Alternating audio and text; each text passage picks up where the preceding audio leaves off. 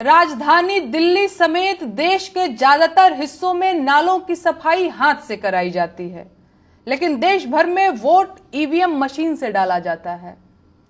जहां मशीनों की जरूरत है वहां रस्सी और बाल्टी देते हैं, और जहां कागज मुहर और बैलेट बॉक्स देना चाहिए वहां ईवीएम से चुनाव कराया जाता है। ऐसे में ताजी खबर यह है कि चुनाव आयोग बिहार चुनाव में ऐप से वोटिंग कराना चाहता है और मोबाइल ऐप की शुरुआत भी की जा रही है, जिसकी मदद से बिहार के लोग बिना वोटिंग सेंटर पर गए भी वोट डाल सकेंगे। ईवीएम क्या कम था जो अब ऐप भी लॉन्च करेंगे? पूरी दुनिया के देश मूर्ख हैं क्या जो अभी भी बैलेट पेपर से वोट करवाते हैं, और आप बढ़ के आधुनिक हो गए हैं जो मशीन और ऐप से चुनाव कराएंगे। सुन के बड़ा हाईफाई लग रहा होगा ना कि अरे गजब, अपना बिहार भी अब भौकाली बन गया है, घर बैठे वोट करेंगे, एकदम बिग बॉस की तरह, एकदम ड्रीम 11 वाला फील मिलने वाला है ना?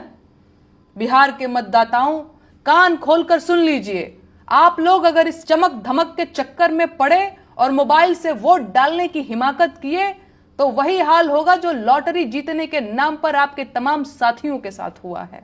फ्रॉड, समझे ना? जितनी ठगी आजकल मोबाइल से हो रही है उतनी और किसी चीज से नहीं। अब तक खाते से रुपया कटता रहा है, लेकिन अब वोट भी ठग लिया जाएगा। अगर आप लोग 4 रोटी कमाने के चक्कर में दिल्ली, बंबई और सूरत पहुंच जाते हैं तो क्या अपना भाग्य बदलने के लिए मतदान केंद्र तक भी नहीं जा सकते? किसी के बहकावे में मत आइए, चुपचाप वोटिंग सेंटर पर अपना वोट अपने हाथ से डालकर आइएगा। ज्यादा ऐप और मोबाइल फोकासी के चक्कर में पड़े तो वोट भी हैक कर लिया जाएगा और आप हाथ मलते रह जाएंगे। और ये जो चुनाव आयोग है उसे बिहार की साक्षरता दर के आंकड़े नहीं मालूम है क्या?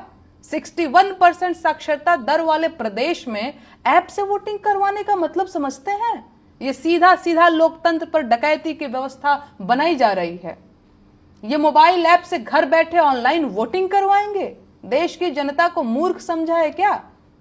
कोई सवाल नहीं पूछ रहा, इसका मतलब ये मत समझिए कि लोग समझ नहीं रहे हैं। लोग सरकार की बदमाशी खूब समझ रहे हैं।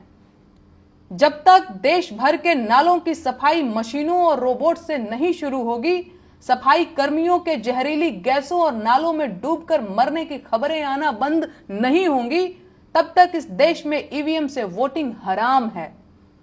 अस्पतालों के बाहर बच्चियां एम्बुलेंस में दम तोड़ रही हैं, लोग जानवरों की तरह ट्रेनों में भरकर पलायन कर रहे हैं, नौकरी मांगने वाले युवाओं को पटना की सड़कों पर पीटा जा रहा है, जहरीली शराब पीकर लोग दम तोड़ रहे हैं और अपराध के नए रिकॉर्ड बनाए जा रहे हैं। लेकिन सरकार जनता की आंख में सिंदूर झोंकना चाहती है। अब जनता के पास हिसाब किताब का मौका आया है।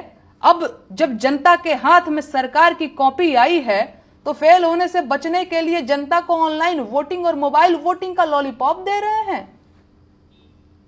इस बार बिहार के मतदाताओं को जितनी सतर्कता से वोट देना है, उतनी ही पैनी नजर बिहार में पत्रकारिता करने आ रहे नोएडा के पत्रकारों पर भी रखनी है। तमाम पत्रकार सरकार का नमक चाटकर पत्रकारिता करने बिहार आएंगे, उन्हें नजरअंदाज नहीं करना है। पटना के भाजपाई पत्रकारों से भी सतर्क रहना है। ध्यान से समझ लीजिए और सतर्क हो जाइए। इस चुनाव से आपके 5 साल का भविष्य ही नहीं, आपकी अगली पीढ़ियों का भाग्य भी तय होगा। बिहार में चुनाव करीब आ चुका है और दिल्ली वालों के हेलीकॉप्टर भी आपके सिर पर मंडराने लगे हैं। इन हेलीकॉप्टर्स को आप चुनावी गिद्धों से कम मत समझिएगा। ये आपका वोट छीनने और ठगने आए हैं। हेलीकॉप्टर की धूल आंखों में मत जाने दीजिएगा, अचंभित मत होइएगा। ये आपके ही खून पसीने की कमाई है जो आसमान में उड़ रही है। इसमें आपकी मेहनत का पेट्रोल जल रहा है। मोदी जी बिहार में रैली पे रैली किए जा रहे हैं, अब तक 5 चक्कर लगा चुके हैं। जितना खर्चा इनकी रैलियों पे हुआ है उतने में बिहार के लोगों को एक बड़ा अस्पताल मिल सकता था, लेकिन किसे पड़ी है जो ये सब बताए। खैर, मैं और ज्यादा बोलूंगी तो 4 चाटुकार और सरकारी गवैये आकर बिहार में सब बा, बिहार में हई बा, बिहार में हऊ बा का गीत गाने लगेंगे। तो फिलहाल चलती हूं, जुड़े रहिएगा।